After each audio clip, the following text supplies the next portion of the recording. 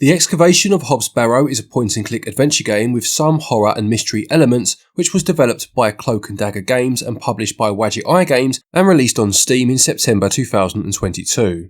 It's now out on the Switch, but is it worth digging into, or should you send the workers home? Well, I'm Glen Bolger, thank you to the publishing team for the review code, and now, let's find out. True. The story is set in Victorian England and revolves around a young lady named Thomasina Bateman, who is writing a book about tumuli, also known as burrows, a mound of earth and stone that is raised over a grave or graves over time. She has been excavating these across the country and receives a letter from a Leonard Shoulder inviting her to visit the countryside village of Barrow and excavate a local tumulus known as Hob's Barrow. Upon her arrival, Mr. Shoulder is nowhere to be seen and the locals seem very hostile towards her. A number of strange dreams and a link to her father, long since bedridden, begin to reveal what it is she may have got herself into. I really liked the story. It was a slow build, but this I felt was a positive as it gave things time to breathe as you got to know the locals, some eccentric, some quite rude, and others seemingly meaning well, and it had a strong feeling of something like The Wicker Man or the opening to An American Werewolf in London, the part that is set in the Yorkshire Moors. I love the idea of a closed community not wanting an outsider to delve too far into long buried secrets, and this scenario is used very well here. Gameplay wise, this is a point and click adventure game, quite traditional in terms of a lot of its mechanics, with you having to search the village and its surrounding areas, finding out tidbits of information and picking up items to use to solve situational puzzles.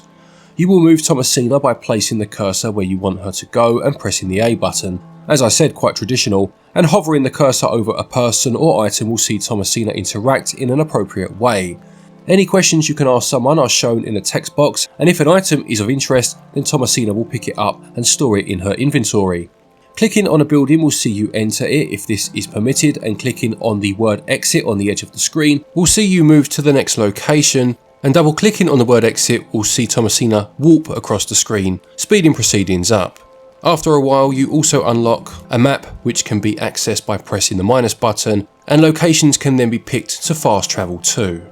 The puzzles will generally consist of needing an item or piece of information from someone who will then first ask a favour of you, and this favour may then lead to you having to gather ingredients or find something they need. Sometimes they are pretty straightforward, other times they will call for a little outside of the box thinking, but they were almost always logical, which for me to enjoy a more traditionally themed point and click game is pretty essential. I don't mind being stumped for a while, but I don't like it when it's because I didn't think to make an umbrella out of a pair of slippers and then use it as a sail on a boat to cross the ocean. This may be a staple of the genre, but it's not to my personal tastes, and thankfully it isn't in attendance here. Your current objectives are shown by clicking one of the menu buttons at the top of the screen in case you forget what you should be doing, and this was a nice touch. In terms of controls then, I've mentioned the cursor based movement, and whilst I would have preferred direct control over the character on a console based point and click game, it works well enough. The left stick is used to move the cursor in a quick fashion, whilst the right stick controls it in a slower movement, and I thought this was a nice idea, although both still felt too fast, but you can change the cursor speed thankfully in the options menu. The inventory can be accessed by moving the cursor to the top of the screen or by pressing X, although sometimes pressing X did not seem to work, which was a bit odd. You could then select an item, although you would need to click to close the menu first before you could use it, which was quite awkward. Thankfully, you can also cycle through the items at your disposal by pressing L and R. There is a quick save option by pressing ZL, although there is also an auto save in use and manual saves should you wish to use these instead. Gameplay aims to emulate the classic 90s point and click style and does this whilst telling a very intriguing story. Gameplay including story gets 17 out of 20. Controls also go for that classic feel, warts and all, but this is the area that really could have done with some tweaking to match its new console home. Some shortcuts do help, and whilst by no means terrible, they are the weakest aspect of the game and they get 13 out of 20. In terms of the visuals, the Excavation of Hob's Barrow uses a pixel art style quite reminiscent to something like the original Monkey Island games, with a surprising amount of detail and emotion being displayed despite quite a low pixel count on the character models. There are a number of locations to visit during your quest, and despite the vast majority of them being set around the village or the moors that surround it, it still manages to make each location feel fresh to the point where you'll start to remember where particular landmarks are, even if it is all predominantly set against the backdrop of grass and small stone walls. It manages to emit that feeling of beautiful isolation, and the changes in weather from heavy rain, biting winds and eerie fog really do bring things to life. I did manage to completely miss one item owing to it blending into the background, although my colour blindness may have contributed to this, and holding down Y will highlight every point of interaction in a scene, but perhaps they could have just kept this in mind when designing some of the areas. Audio wise, music is used sparingly but effectively, with large parts of the game using ambient sounds to set the scene, but when the soundtrack does kick in, it's used very well. Mainly to build suspense and create an uneasy mood, but there is a nice poignant scene too, which is accompanied beautifully by the music. The biggest plus for me though, in terms of the audio, is the voice acting, which is top notch and really does aid the story. The characters all have a distinct personality, and the strong Yorkshire accents help to further alienate Thomasina, having travelled up herself from London. Buell is going to be swarming with outsiders, like you. We don't want you coming here. It's as simple as that, lass. Why not? This is our town, our land. I assure you I am not here to cause trouble. We'll see about that, won't we? Her voiceovers in between segments are also very good and build the narrative well. One or two of the accents are a little off, but they hit much more often than they miss, to be fair. Visuals set the scene well and convey a lot of meaning despite their pixel art form, and they score 17 out of 20. Audio is of a high standard and the voice acting really does add depth to the story, and it scores 18 out of 20. The Excavation of Hob's Barrow costs £13.49 and regional equivalents are on your screen now. It took me approximately 7.5 hours to complete, and this was with getting stuck on perhaps 2 puzzles for a little while. I would estimate that the playtime would be between 6 to 10 hours for most people, depending on your puzzle solving skills.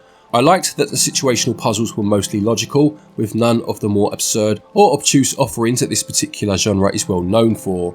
There is an in-game achievement system to try and complete, but as the achievements didn't flash up or pop at all when completed, instead merely just filling out the achievements page, it isn't really something that kept my interest for this Switch version.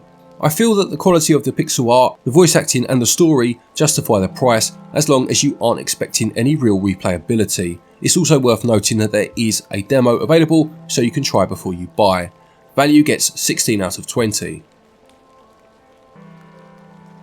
To conclude, The Excavation of Hob's Barrow is a very solid point-and-click adventure with an intriguing story, a mysterious setting with some elements of local folklore sprinkled in, logical puzzles and a strong voice acting cast. I do wish that they would have optimised some of the aspects such as the controls for this console version, but what's here works well enough and I really enjoyed the game, blitzing through it in a couple of days, which is unusual for me these days I must say, due to wanting to see the conclusion. Fans of the genre will really enjoy it, and anyone looking for an atmospheric mystery story should at least wishlist it too.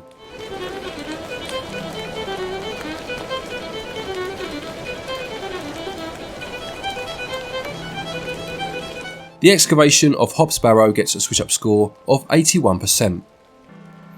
Thank you everybody for watching this review, I hope you enjoyed it. Please do remember to leave a like if you did. I did mention in Saturday's video that I wasn't feeling very well, and since then obviously the whole cold bit's come out, so again apologies if my voice is a bit off. I've also just built myself a new office space and I'm still soundproofing the room properly, so if there's a bit of echo in this one I do apologise, we'll get there in the end. There's a bit of guesswork going on at the minute I must say.